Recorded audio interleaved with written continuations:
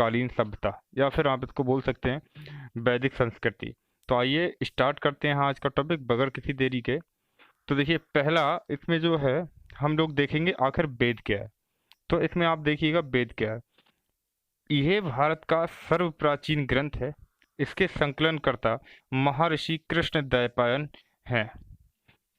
तो याद रखेंगे ये जो है भारत का सर्वप्राचीन ग्रंथ है। और जो है इसके जो संकलन करता है वो किसको माना जाता है? वो माना जाता है वेद व्यास जी को। अब अगला प्रश्न हमसे पूछा जाता है वेदों की कुल संख्या कितनी है। तो यहाँ पे आप देख रहे होंगे वेदों की कुल संख्या कितनी है? 4 है, जिसमें सबसे पहला वेद हमारा है ऋग्वेद। तो आइए देख लेते हैं हम लोग ऋग्वेद आखिर क्या क्या इसकी महत्वपूर्ण बातें हैं।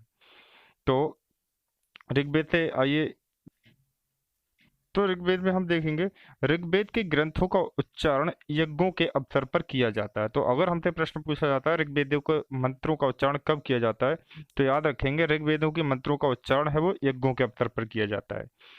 ऋग्वेद के जो उच्चारण करता होता है, तो ऋग्वेद का उच्चारण करता है वो क्या कहलाता है? होत्र या होता कहलाता है। ऋग्वेद की रचना आर्यों ने सप्त सैंधव प्रदेश में की थी। याद रखेंगे ऋग्वेद की रचना आर्यों ने कहाँ पे की थी? सप्त सैंधव प्रदेश, जो कि वर्तमान समय में कहाँ पे पड़ता है? पंजाब में पड़ता है, वहां पे की थी। ऋग्वेद में 10 मंडल हैं, 8 अष्टक हैं, 10,600 मंत्र हैं और 1,028 श्लोक हैं, जिसमें 1,017 हैं वो सूक्त हैं और उसमें 11 बाल खिले हैं। ऋग्वेद की रचना संभवतः 1500 से 1000 ईसा पूर्व के बीच हुई थी। ऋग्वेद का दूसरा और 7वां मंडल सबसे पुराना है, जबकि पहला और 10वां मंडल सबसे बाद का है। तो अगर हमसे पूछा जाए ऋग्वेद का सबसे पुराना मंडल कौन सा है, तो दूसरा और 7वां है वो सबसे पुराना है, और जबकि जो सबसे नया है वो पहला और 10वां मंडल है। विश्वामित्र ने एक मंत्र की रचना की थी जिसको हम लोग बोलते हैं गायत्री मंत्र। तो अगर हमसे पूछा जा रहा है विश्वामित्र ने जो गायत्री मंत्र की रचना की थी, ओम भूर्भुवः स्वः, ये जो गायत्री मंत्र है इसकी रचना की थी, तो ये है ऋग्वेद के किस मंडल में है? तो याद रखेंगे जो गायत्री मंत्र है वो ऋग्वेद के तीसरे मंडल में है। और ये किसको समर्पित है? तो ये सूर्य को समर्पित है। ऋग्वैदिक काल में सूर्य को क्या बोलते हैं? हम लोग बोलते हैं सावित्री। देखिए, अगला है ऋग्वेद के 9वें मंडल में देवता सोम का उल्लेख है। अगर हमसे पूछा जाए सोम का उल्लेख किस मंडल में है ऋग्वेद के, तो याद रखेंगे ऋग्वेद के 9वें मंडल में देवता सोम का उल्लेख है, जबकि 10वें मंडल में पुरुष सूक्त का उल्लेख है। इसमें 4 वर्ण है। 4 वर्ण आखिर कौन कौन से हैं? पहला वर्ण इसमें ब्राह्मण होगा, ब्राह्मण। दूसरा वर्ण इसमें क्षत्रिय होता है, और तीसरा वर्ण इसमें वैश्य होता है, और चौथा वर्ण जो है इसमें कौन सा होता है? शूद्र होता है। तो याद रखेंगे जो ब्राह्मण क्षत्रिय वैश्य शूद्र हैं ऋग्वेद के अंतर्गत जो आए हैं वो किस मंडल में हैं? तो ये जो है ब्राह्मण क्षत्रिय वैश्य शूद्र, ये ऋग्वेद के 10वें मंडल में है, जिसको हम लोग किस नाम से जानते हैं? पुरुष सूक्त के नाम से। ऋग्वेद में इंद्र के लिए 250, जबकि अग्नि के लिए 200 मंत्र हैं।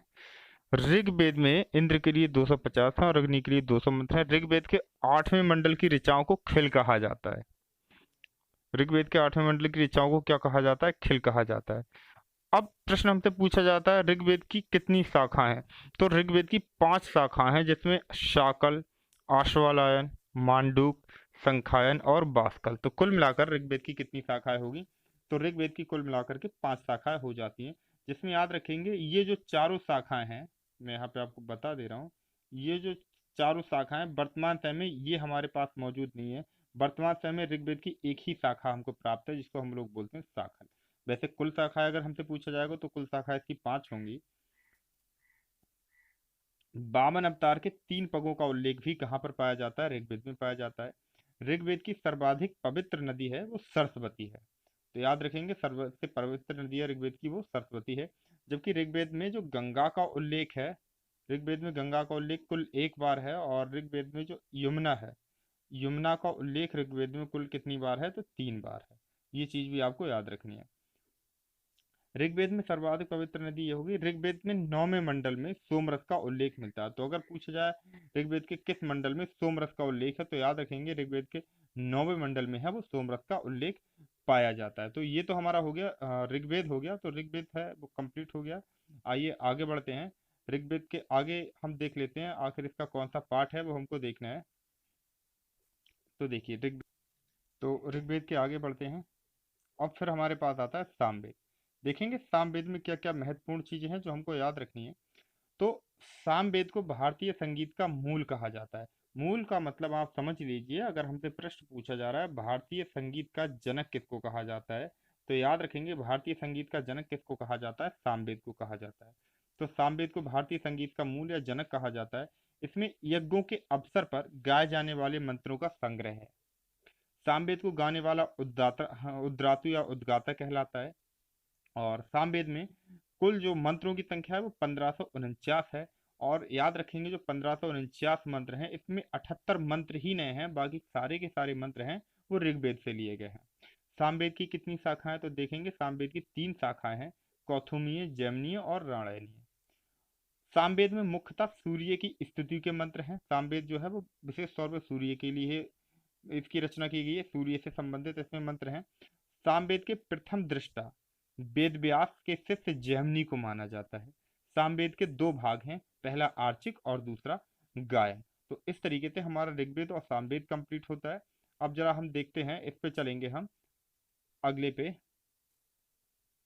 देखिए यजुर्वेद का थोड़ा और देखेंगे।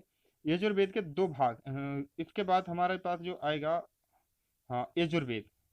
देखिए यजुर्वेद में हम देखेंगे, यजुर्वेद के हमारे पास जो भाग हैं वो कुल कितने भाग होते हैं, यजुर्वेद के 2 भाग होते हैं।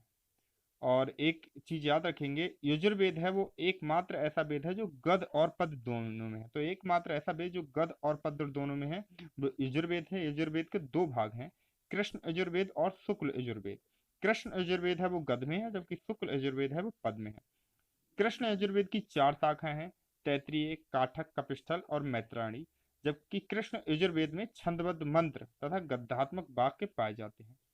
शुक्ल यजुर्वेद में केवल मंत्र ही हैं। इसकी मुख्य शाखा है मांद्याग्निक और काव्य। शुक्ल यजुर्वेद के संहिता की रचना बाजसनी के पुत्र याज्ञवल्क्य ने की थी।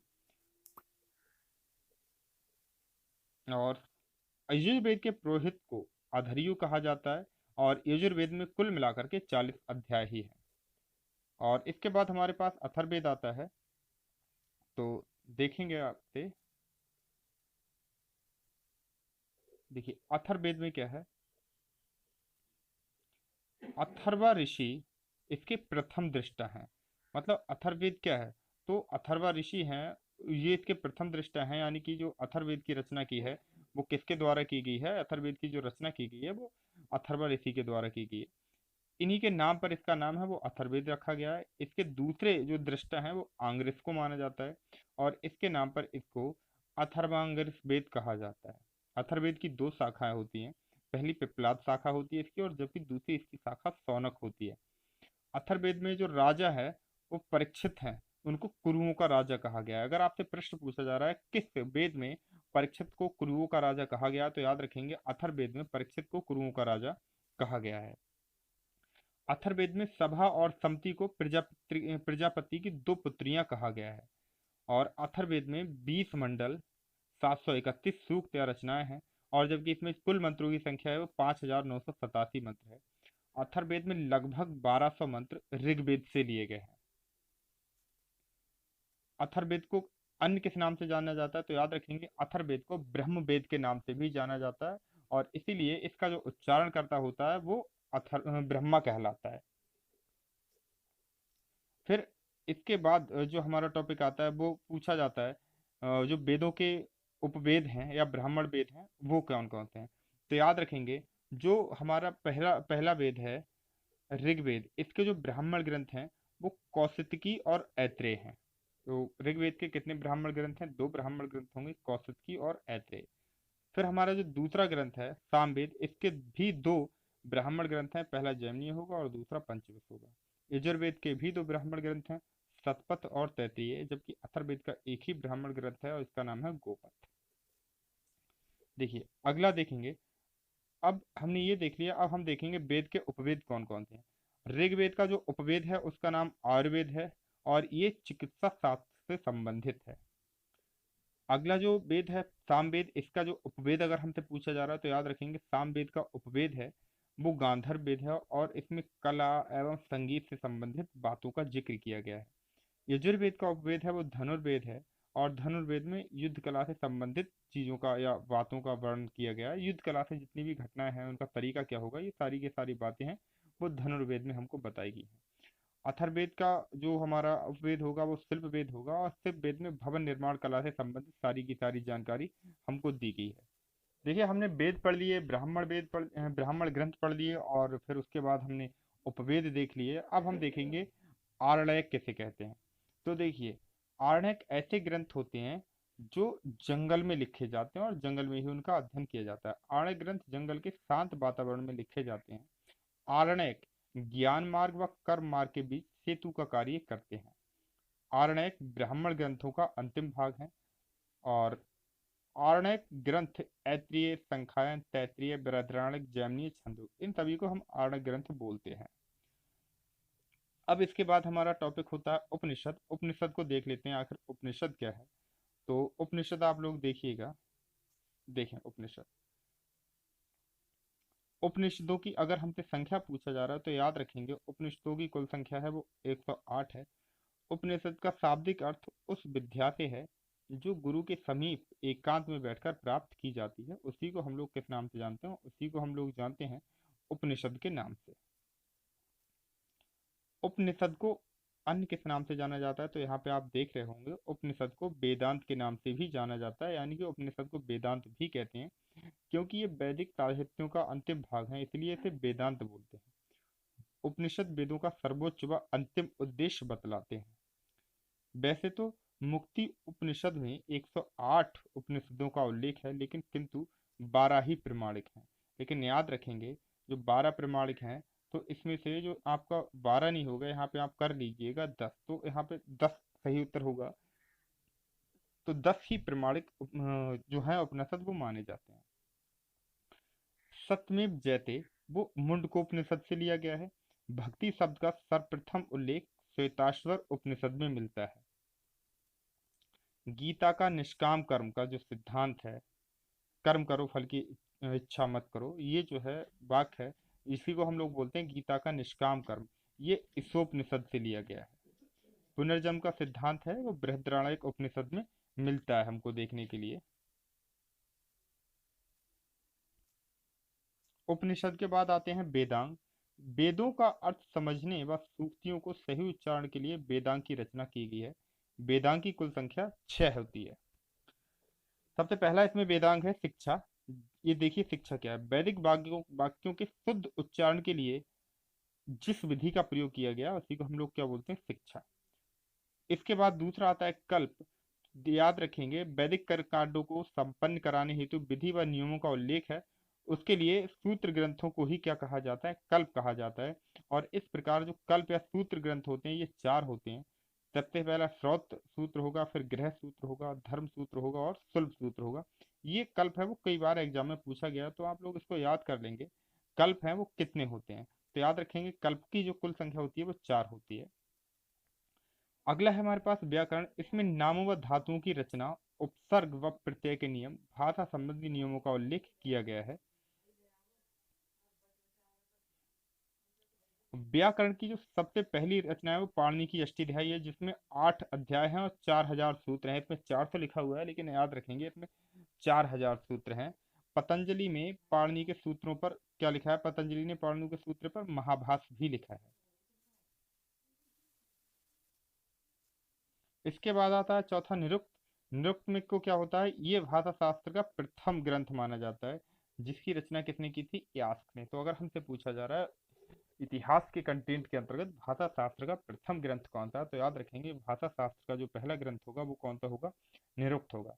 इसके बाद में देख लीजिए पांचवा हमारे पास है छंद। तो याद रखेंगे वैदिक छंद होते हैं, जो वैदिक मंत्र होते हैं वो छंदबद्ध ही होते हैं, मतलब मंत्र जितने भी होते हैं वो सारे के सारे छंद की तरह ही होते हैं। उसके बाद हमारे पास अंतिम है, ये है ज्योतिष। तो ज्योतिष शास्त्र के प्राचीनतम आचार्य, यानी आप कह सकते हैं ज्योतिष शास्त्र के जो पहले आचार्य हैं वो कौन है, आचार्य लगथ मुनि। इन्होंने वेदांग ज्योतिष की रचना की है।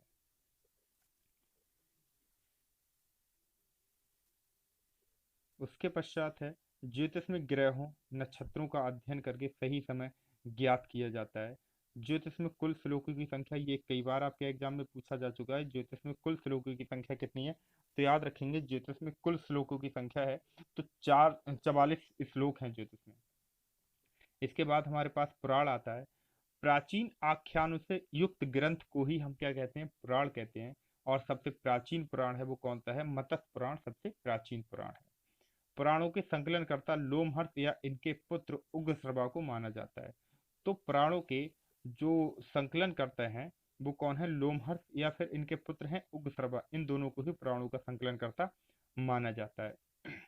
मत्स्य पुराण में विष्णु के 10 अवतारों का उल्लेख है। पुराणों की कुल संख्या कितनी है? 18 है। बाकी मैंने ऊपर भी लिख रखा है, पुराण है तो पुराणों की संख्या कितनी होगी? 18। एक पुराण है जिसको हम बोलते हैं अमरकोश। तो अमरकोश में पुराणों के 5 विषय बताए गए हैं। और याद रखेंगे अमरकोश में जो पुराणों के 5 विषय बताए गए हैं ये कौन कौन से हैं, तो आप यहाँ पे देख लीजिएगा। सर्ग, प्रतिसर्ग, वंश, मनुअंतर और वंशानुचरत। तो कुल मिलाकर के पुराणों के कितने विषय हो जाते हैं? तो पुराणों के जो विषय होते हैं वो कुल कितने विषय होते हैं? 5 विषय होते हैं। अब 3 पुराण है जो काफी महत्वपूर्ण है, तो इनको आप देख लीजिएगा। हमसे कई बार प्रश्न पूछा जाता है मौर्य वंश है, ये किस पुराण से संबंधित है? तो विष्णु पुराण है, इसमें विशेष तौर पे किसके बारे में बताया गया है? मौर्य वंश के बारे में। मत्स्य पुराण, जैसे कि हमने यहाँ पे देख लिया, मत्स्य पुराण है वो सबसे पुराना या सबसे पहला पुराण है या सबसे प्राचीन पुराण है। तो मत्स्य पुराण में किस वंश का उल्लेख है? तो आंध्र सातवाहन वंश का उल्लेख है, वो मत्स्य पुराण में है। उसके बाद वायु पुराण है। वायु पुराण में किस वंश का उल्लेख है? तो गुप्त वंश का उल्लेख है। तो कुल मिलाकर के यहाँ तक हमारी ये जो वैदिक कालीन सभ्यता थी वो लग तो कुल मिलाकर के यहाँ तक हमारी जो वैदिक कालीन जो खंड था हमारे इतिहास का, जिसको हम लोग वैदिक सभ्यता बोलते हैं, वो कंप्लीट हो गई है। तो प्राणोति ये वाला भी आप थोड़ा अच्छे से देख लें, यहाँ से प्रश्न बनने के काफ़ी चांस रहेंगे। तो आज का सेशन हमारा यहीं पे समाप्त होता है। आप सब लोगों का बहुत बहुत धन्यवाद। अगर ये वीडियो आपको पसंद आए हो तो लाइक शेयर जरूर करें और साथ ही साथ कमेंट करके जरूर बताएं कि आपको वीडियो कैसे लगी। जो हमारे नए साथी हमसे आज जुड़े हों वो चैनल को लाइक कर सकते हैं, लाइक करें वीडियो को, और चैनल को सब्सक्राइब भी कर सकते हैं। ठीक है, धन्यवाद।